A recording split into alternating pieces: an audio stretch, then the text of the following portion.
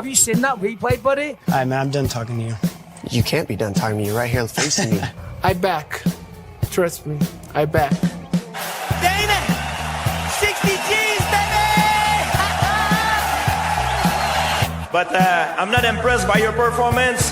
It's normal. Come on, guys. It's normal. You'll do nothing. You'll do nothing.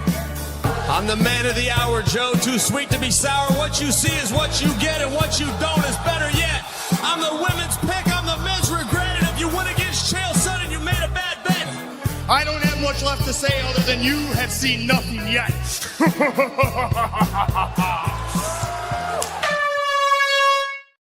What's happening, Fight Week Show fans, Fight Week Show people? Them we are back with another episode of Don't Stop Shakedown, and joining me tonight are my bros. I got Olin in the house. I got SDAWGSMMATALK in the house, and joining us shortly is going to be here real soon. Is going to be Kenny Black Diamond. But before we go any further, shine like a diamond. Before we go any further, my bro, how you doing, Olin?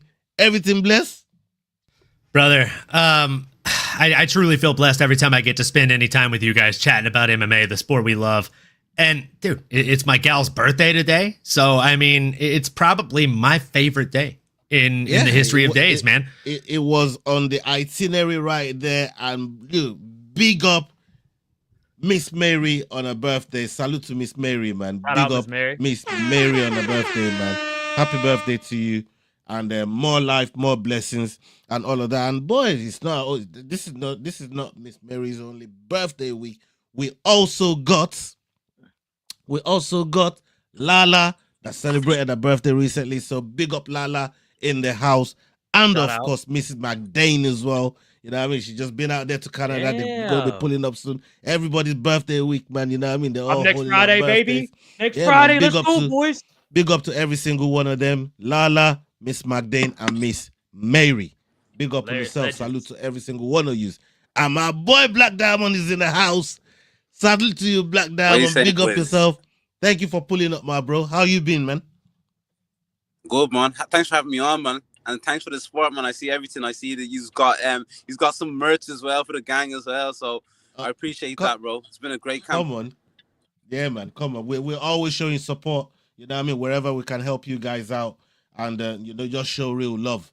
You know, we love the work that you guys do out there, man. And we're gonna talk about what you got coming up later on, man. But before we do that, we come to Sterling. Sterling, my bro, you still playing golf?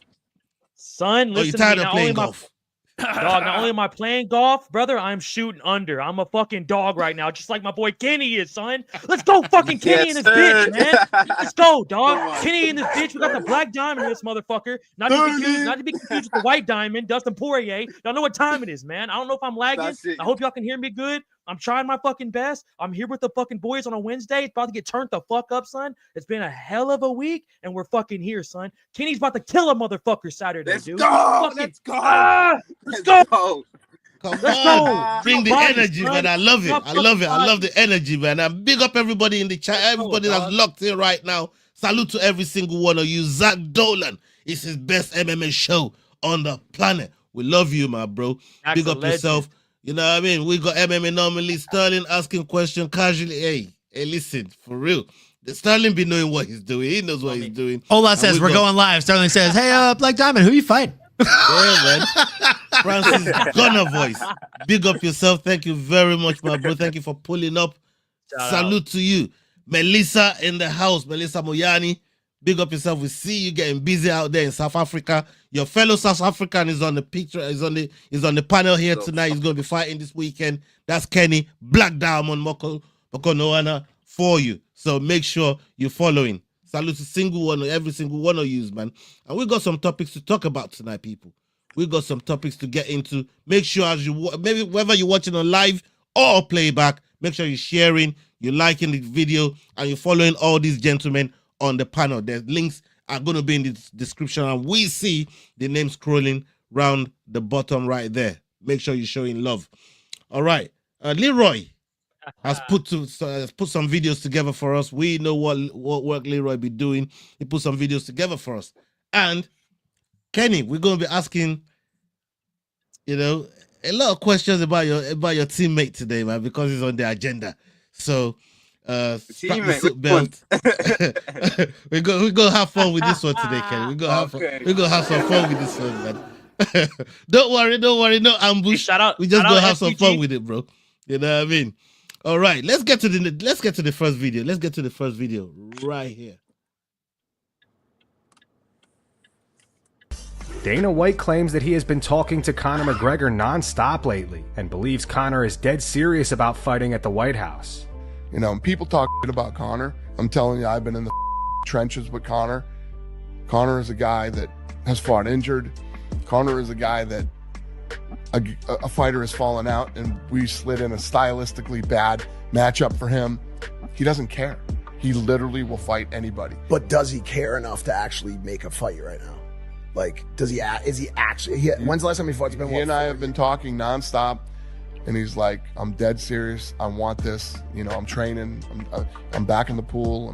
I'm doing all this. So we'll see. As we still got a long way to go. We still got a long way to go till February, till we start making this card. So we'll see how it plays out. Okay. Before I come to Kenny, Olin, from what you heard there from Dana, because this is something he ruled out the first time round. He really ruled this out and said, no, we're not even thinking about Conor right now. But now to say he's been in the trenches with him, he's been talking to him non-stop, and Conor seems like he's serious. He's in the pool. He's back in training.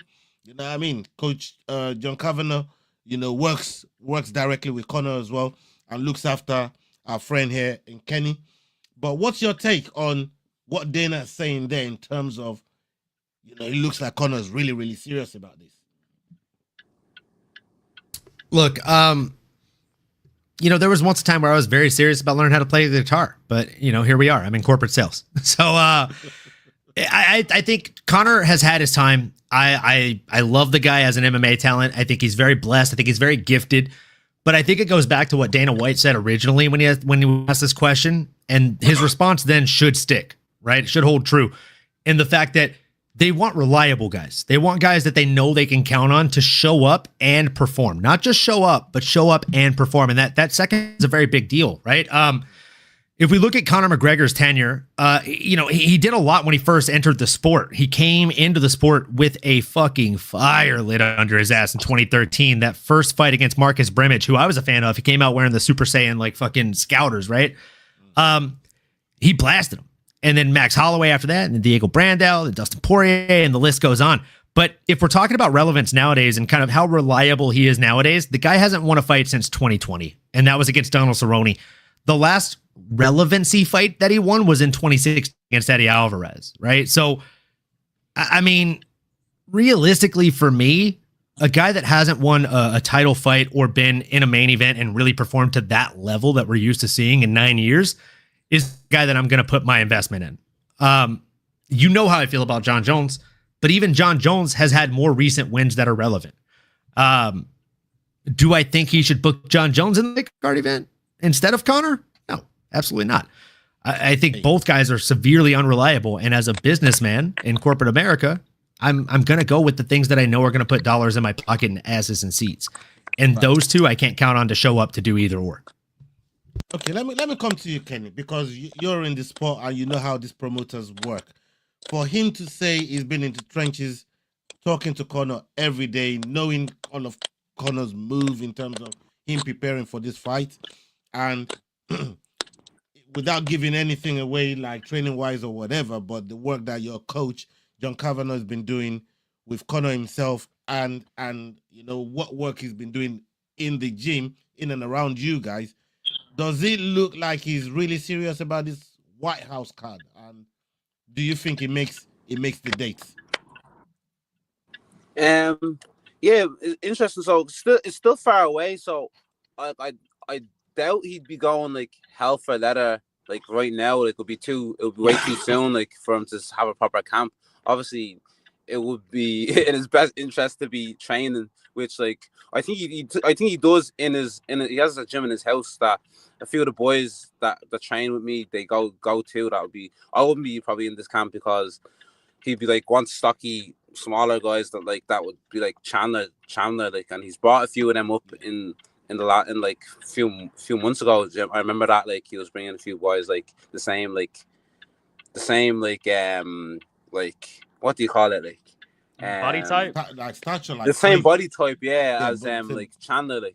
But it was kind of like the boys haven't been up there in a while, so I don't know what's really going on. I know John goes up to his house to train, and he just kind of mixes it in, coming in the SBG every now and again. But I'm not too in the loop with his training at the moment, so I can only hope, just like you guys, like. Yeah, man, for real. Sterling, I mean, what's up, dog? Sorry, real quick, if you don't mind, if I could just ask Black Diamond, since you have that insider knowledge, right? You said a couple things that were interesting, honestly, but I'm gonna dive into one of them. So you said John Kavanagh makes house calls essentially and goes and does training drills with Conor McGregor at his house. Do you know if anybody from the Crumlin boxing community or gym that he works with goes over there as well, or is it pretty much just John Kavanagh? Yeah, John's been up there. Dave's been up there. I haven't been up to the Crumlin Boxing Club in a while, so I wouldn't know too much about who's training with like in regards to boxing. But a few of the boys from the MMA from SBG have been up there doing some rounds and stuff. So fair enough. Thanks, man. I appreciate the response. Look, dog, I'm gonna give it to y'all real, Ola. I got you, dog. I'm not gonna give y'all no corporate shit. I'm here to just bust down this shit real, son. I think Conor being back's dope as fuck. I don't give a fuck whether kind of card he's on, whether he's the first fight of the night, whether it's just him, Conor McGregor. I don't give a fuck. I'm always down to see Conor fight. If motherfuckers don't want to see it, suck my dick. Go watch an Apex card then and tell me how much your dick's going on that. You know what I'm saying? So shut the fuck up. Conor being back's a good thing no matter what. And have Conor and John Jones on the same card at the White House, historic than a motherfucker. You know what I'm saying? I'm so tired of hearing people talk about, oh, fuck Conor, he hasn't won in all these years. Who gives a fuck? I'm always here. Nate Diaz ain't won in 10 years, and I'm always here to see a Nate Diaz fight. I'm just saying. I'm not saying just what you said. I'm just saying what you said. I heard a lot. And honestly, boys, I want evil Conor. I want Conor versus Jose Aldo back. I want him to walk in the fucking UFC and fucking invade the favela on horseback and kill anyone who is not fit to work and murder these motherfuckers. And if it's Chandler who has to die, it's Chandler that's got to die. I could really give two fucks. I'm ready to see Conor back in this bitch. And honestly, boys, I think it is going to incite and elevate the UFC, especially with him being gone this long. And let's be real, boys, the UFC is getting a bit like boxing. So we need some I'm gonna come right to you. I'm gonna come right to you with this next clip because you just gave the perfect segue into, that's what I do, brother. This clip right here. Let's get it. Let's hear it. Conor McGregor and Michael Chandler appeared on Fox News yesterday, and they're both pushing to fight each other at the UFC White House card. With Dana White and UFC, there'll be a fight at the White House. They're making up the cards now. Does Conor McGregor want to be a part of that? I'm on it.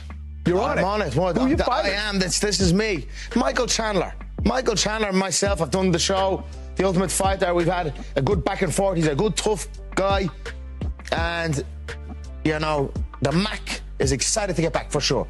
Do you expect that this will be like a light show, kind of something like we've never seen before at UFC? I mean, I've been to UFC fights. They're unbelievable. But Trump is promising something very different for the way this will look. Yeah, one thing is for sure, expect the unexpected. When you got Dana White and Donald Trump, you got their brains behind it, their promotional brains behind it. Man, expect the unexpected. Nothing is impossible for these gentlemen. It's going to be a one-of-one type of show. Obviously, as we heard Conor earlier, that is the fight to make. Conor and I, we have some history. We did The Ultimate Fighter 12 weeks on ESPN. I'm the opponent that he wants. He's the opponent that I want, and it seems like that's a heck of a main event for the UFC White House. How many times have you had your nose broken, Michael? Have you lost track? You know, I've lost track. I think I lost track of the stitches as well, you know, but that's what we do. The scars and the crooked noses, they remind people of what you've done, what you've accomplished, and that you're a man or a woman that's battle tested, and a man or a woman to be followed. And we've gone through a lot as fighters. We go through a lot, and just to see as the sport grows, that we're talking about a fight at the White House, it's absolutely spectacular. What Dana White has done with the UFC over the last 32, 33 years is absolutely amazing. I'm very blessed to be a part of it, and it keeps getting bigger and bigger. Do you expect this to be your biggest fight? I mean, you've had some legendary fights, but do you think this will be unlike anything else because of the atmosphere, the president, or the occasion? I do. You know, this has all of the ingredients needed for the biggest fight in UFC history. You've got Conor McGregor and myself, two huge stars in the UFC. We've got history. There was a build-up to this fight, and now you're talking about 250 years of this great nation of ours, America's birthday, the celebration near July 4th at the White House. Like we said, this will never, ever be done before. Never did we ever think this would even be possible, and here we are talking about it. Every time I talk to somebody about it, whether they have heard about it, they are absolutely ecstatic about it, or they haven't heard about it and they think I'm lying to them, Laura. It's absolutely nuts. And you look at the renderings. Have you seen the renderings? I mean,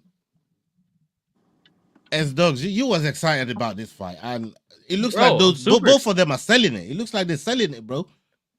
Bro, when they were on the Ultimate Fighter, I was excited as fuck. And then when that shit didn't happen 6 different times after that, I've been disappointed. Now we had to see Chandler have to come back and fight Oliveira and shit. It's just not been the same. And then who's he supposed to fight next, bro? Fucking, who do we want to see him fight next, bro? Fucking Gamrot or fucking Alexander Hernandez? Like, fuck that. I only see Chandler go in there, bro, and have an absolute fucking scrap with Conor, son. And at the White House, dog, Kenny, does that not get your dick hard, bro? I mean, I just want to see them come in there, bro, and absolutely bang. I know the press conference is going to be good, and here's the thing, Bubba. We're going to see evil Conor. We're going to see evil shite-talking Conor. And then you want to put Tommy and John Jones in the same press conference, too? Suck my dick. This is going to be one of the biggest cards of all time. We can get these two giant stars on there. And if they want to sell off in the sunset after this card, they deserve it. But I'm telling you right now, boys, the sport is better with John Jones and Conor in it. Yeah, man. Look, I'm not going to argue with that there. Whether these guys make the prelims, whether's on the main card, I don't care, because look, I've said that same phrase that you said there before started. I mean, the sport's better with them in it. Way better. Conor in it, like the build up, way better, the bro. Entertainment, and it brings the worst out in his fucking opponent sometimes, man. You know what I mean? And but we love that shit. We love that shit, though. That's chaos, son. Dog, people think the UFC is a sport. At the end of the day, Kenny, we're going in there in our underwear and we're fighting another grown man till he's unconscious. This shit isn't a sport. This shit isn't for fun. You're going in there to knock a motherfucker out in front of his family. Fuck him and fuck his opponent. You know what I'm saying? Like, I don't. People think this shit's baseball, dog. This shit's gruesome as fuck. Before all these motherfuckers got on Fox, ESPN, and all this bullshit, dog. Back when I was watching this shit in 2014, 2013. Brother, motherfuckers were getting put on stretchers for $20K. So suck it up and get, you know what I'm saying? My bad. I'm fucking spazzing. No, I'm not keep going. Keep going. The last fighter I remember to get put on a stretcher is John Jones. I mean, look, John Jones got put on a stretcher? Kenny. In a fight that he won against Alexander Gustafsson. He left that fight in a stretcher. Kenny. Like, how do you see the game, the actual game state of the fight going? Considering we ain't seen Conor in a little while. We've seen Chandler recently, and it took a bad loss. But how do you see the game state of the fight with both of these guys and their fighting styles? Yeah, I know. Like Chandler, you know what Chandler's like? Yeah, he has the wrestling, he has good striking. It's just like he's a good fighter, but like. It's like if you have a PlayStation controller, like to make him win the fight. Like if I had a PlayStation controller and I was controlling him, I could make the fight easier for him, gently. But he's just a mad bastard, and he just likes to go hell for leather and scrap with people. Like, and I think if he doesn't mix in, if he's not smart like Dustin Poirier and doesn't like take the fight to the ground, mix it up, then he can add it in his hands when he doesn't know if he's going for a takedown or striking. Like I think it's gonna be a long night. Like if he's just, which I expect him to just strike and throw hands. So I respect it though.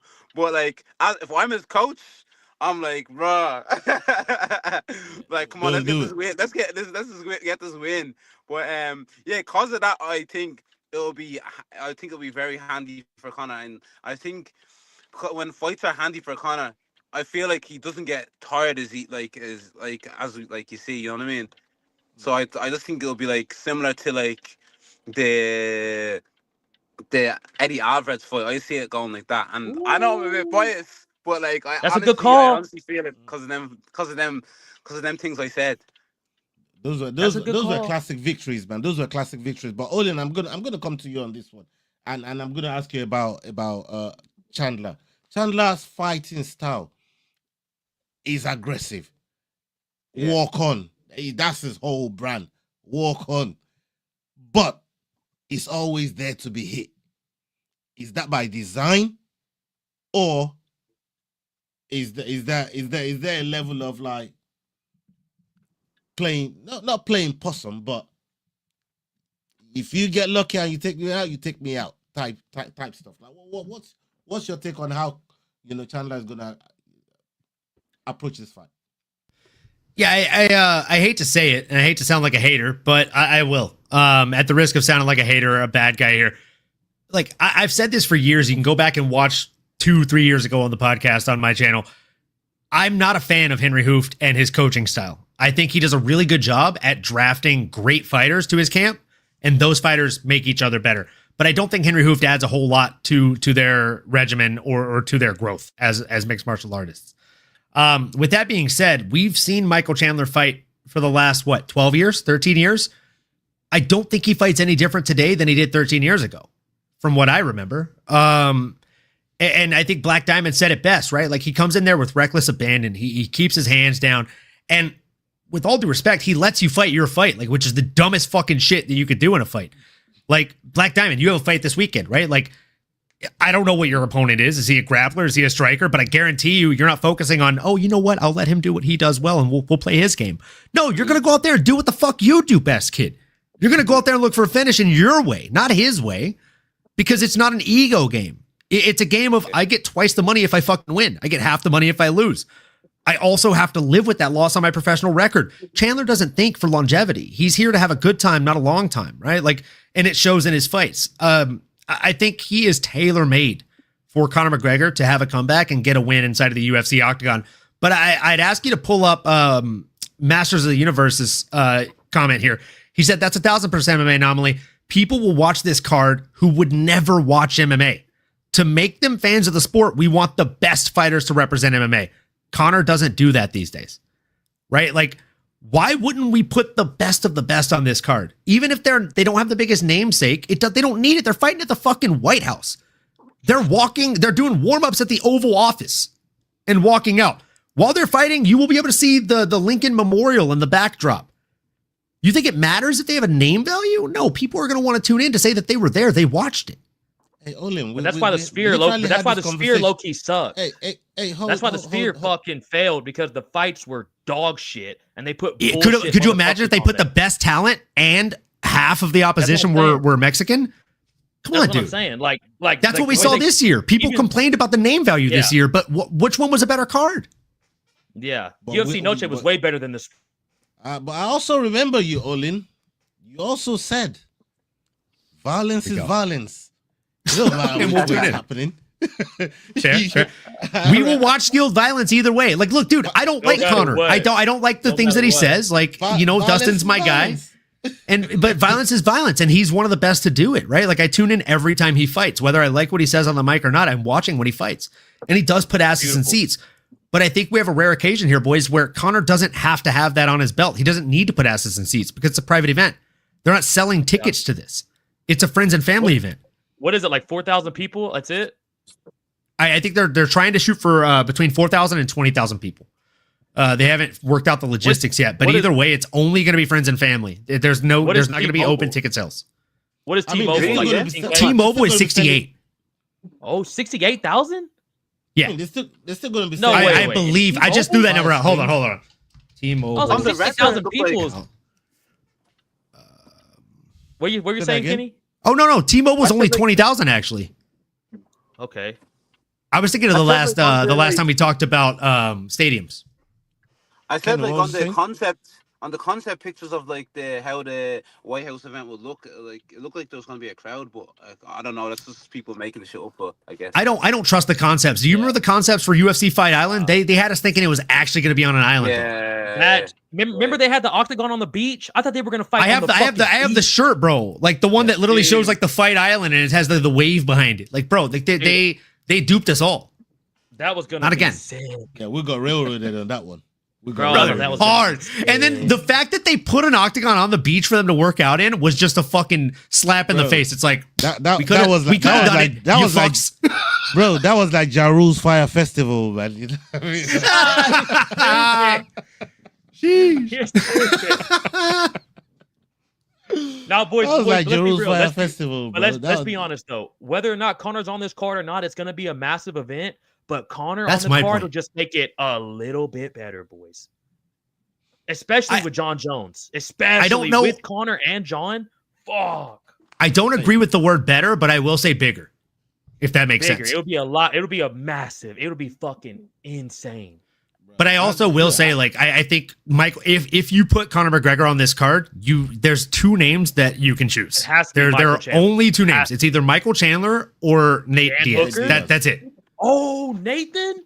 They're 1-1, brother. They're fucking 1-1, kid. That's been there the whole time. That's been It's there. low hanging fruit, as I tell my clients, brother. Like they're come on.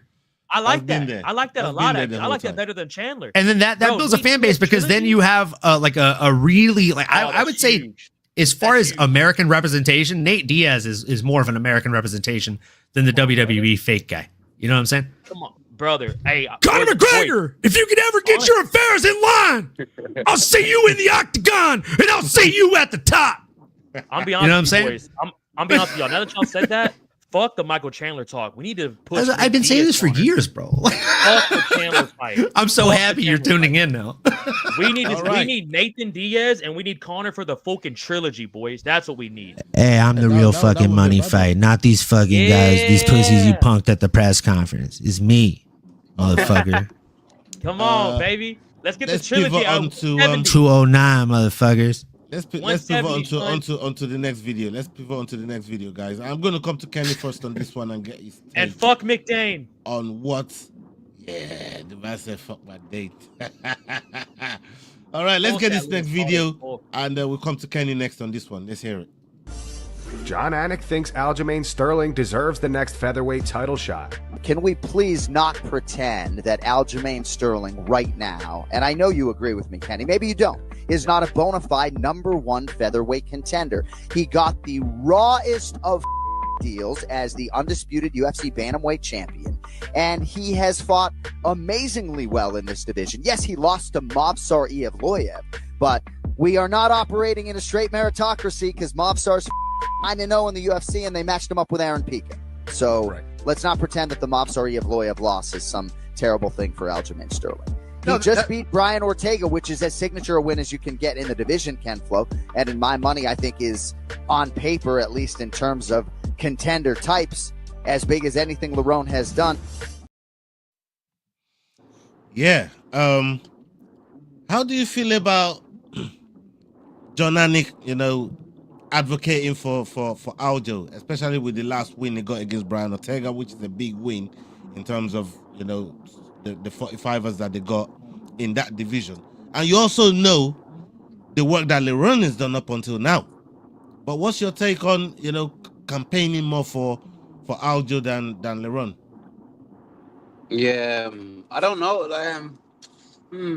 I'm not really a fan. I'm not really a fan of the Taporia and is it featherweight now? Yeah, he's moved up, isn't it? Yeah, he's moved up to 55. So lightweight. I don't know. I think so. It'll be Volkanovski. Volkanovski is the champion over there at 45. He beat Lopez. He beat Lopez for the title. He beat Diego Lopez. And Lopez just beat the shit out of Silva. Yeah. Oh yeah. Oh boy. Beat the That shit was out gnarly. of Silva was just fighting so aggressive, bro. He did that to himself. It was fucking bad. Because one of the things, Kenny, that I think is going against Lerone because Aljo's out there doing podcasts like us. He's talking to the fans. He's, you know what I mean? He's out there. Good point. And That's a good point. Lerone, we don't really see him. He's not really active like that on the socials. Do you think that that's one of the things that, you know, because for them to be campaigning for Aljo like this, you know? Also, if we're talking in terms of excitement, like Lerone Murphy has had one finish, right? Do you think he'll get it? I don't think Dana was happy with him when he was champion last time, innit? But when he didn't want to fight, obviously his teammates and that, like. And then, do you think UFC will do it? I think they will, simply because he doesn't have to hold the belt and not fight his friend. He doesn't have any friends in this division. So I think that alleviates that pressure to an extent from Dana White. And he is a very marketable champ. Yeah, 100%. No, I see it. Yeah, man. Can I ask you though, Kenny? Like, do you think, like, do you have a dog in the race? Who do you think would perform better against the current champ? Like, if you had to bet on a challenger, would you bet on Murphy or would you bet on Aljo? Probably Aljo, to be honest. Probably Aljo. Same. With the wrestler. That's what makes me lean towards that fight. Yeah. I think so. But the thing I think it's a bigger challenge of a fight. Good everywhere though. He is, but I think Alex is just a little bit better. He's a dog, bro. I think Alex is just a little bit better everywhere the fight goes, and I think where Murphy might have if we're like I think Kenny said this earlier, right? Like if we're playing like a video game, right, and we're talking about stat points. If the challenger has like +2 in grappling, then Volkanovski has +2 in power. So I feel like that almost negates each other. And it's a very fair fight. And I think Volkanovski's just a son of a bitch, bro. Like, he's knocked people out 2 weight classes up. Volkanovski's so fucking good, dude. And this dude, and like, especially boys, let's not forget, man beat Max Holloway 3 fucking times. Everyone wants to talk about the Topuria knockout, and I get it, and the Islam knockout, which is crazy. The Mendez knockout is what made me a fan. Bro, he's a fucking dog. He's a like what he did to Mendez was nasty, bro. Bro, he's such a motherfucker. Like, and that's what kind of sucks for Diego too, because like since he lost, there's no real way to get him back in there. This dude's begging for attention. McDain. This dude's begging for attention. Happy birthday, Mrs. McDain. This dude is begging for attention. This dude is just needing attention. He's like a fucking child in the corner asking for Papa Happy to talk birthday, to him. Mrs. McDain. Shout out Miss McDain, but fuck McDain. But yeah, bro, honestly, Come on, don't be crazy. I think Aljo's probably Unbelievable. Hold on, this guy shows up in an Arnold Almighty shirt right now, as there's an Arnold Allen question in the chat. Oh, you fucking wanker. Look at this dude's backdrop. McDain, we can't hear you. Look at this dude's backdrop. Oh. Look at this motherfucker. Look at this. What are you eating? McDain, can you respond to this last comment? Can you hear me? Yeah, we can hear you. Can you respond to this last comment we got? Guys, I think Arnold Allen said he wants to be back before Christmas. Who do you want to see him fight and get back in the mix? Arnold is very good and very underrated. That's for you, McDain. You wearing the shirt right there. Almighty. Timing. That's insane timing. So yeah, Arnold Allen back before Christmas. Hopefully more likely than not. Who will he face? Let's say Diego Lopez, the next strap season, boys. Damn! Let's go! Damn! Fucking Diego. Where are you? Yeah. Lopez? Yeah, Let's Diego's go. busy calling out Charles Oliveira, though. He's busy calling out Dubronx. Really? You don't always get what you ask for. There's that. There's that. And Charles Dubronx is isn't he up a weight class? I was just about to say, so Diego gonna fight at lightweight from now on? I mean, hey, McDain, how long you got? How long you got? What? I'm back. No. Like right now, like you got a minute. Hello, boys. Just dropped in and say hello. All right, Man. What are you Do doing? you got something for Ken? Do you got something for Kenny before you go? Do you got something for Kenny before you go? He's fighting this weekend. Kenny, all the best for your fight, brother. You know we're in your corner every single time. he's doing his best Yao impression right now, I think. Bro, that guy's been frozen there for a minute, but I'm sure you get your message. Salute to you, McDain, and keep enjoying your holiday, bro. Can't wait to have you back. Hey, I'm enjoying my holiday, boys. Don't I know it? Stop eating KFC. Sorry, what the fuck? Eating some pickled fucking chicken over there, bro. Like, oh, he's eating more than KFC. This boy's eating good. This shit was delicious. I'm telling you, brother. You don't even know how good this is. You don't know how good this is. I'm telling you. I'm going to Canada just for that pickle menu. They don't have it in North America. I love Hey, it. when you go back to Scotland, son, you're gonna be What's up, Britt? shell-shocked, dog. That weather looks Brit. beautiful. I said that to the missus there. I said I don't want to go home. Like, I don't blame you. It looks food, beautiful. The side of the houses out here, bro. You should see me on the roads. I'm a G out here driving on the wrong side of the road. Like, Bro. Fucking menace. But bro, fucking that is menace. Oh, Kenny's back. Kenny's back. Celebrating the missus' Yeah, birthday. my internet is tripping. No. McDain did have a message for you because he's Kenny, about to hold go. the And you control. was You know, we're frozen. in your corner every single time. Good luck with your fight. Have a great fight week. We'll see you on the other side. God bless, brother. Thank you. Right, boys. You have a good one. I'm out. Peace. Yeah, man. Love, brother. Get some Enjoy the sun. trip, McDain. Get some sun. Hey guys, this is John.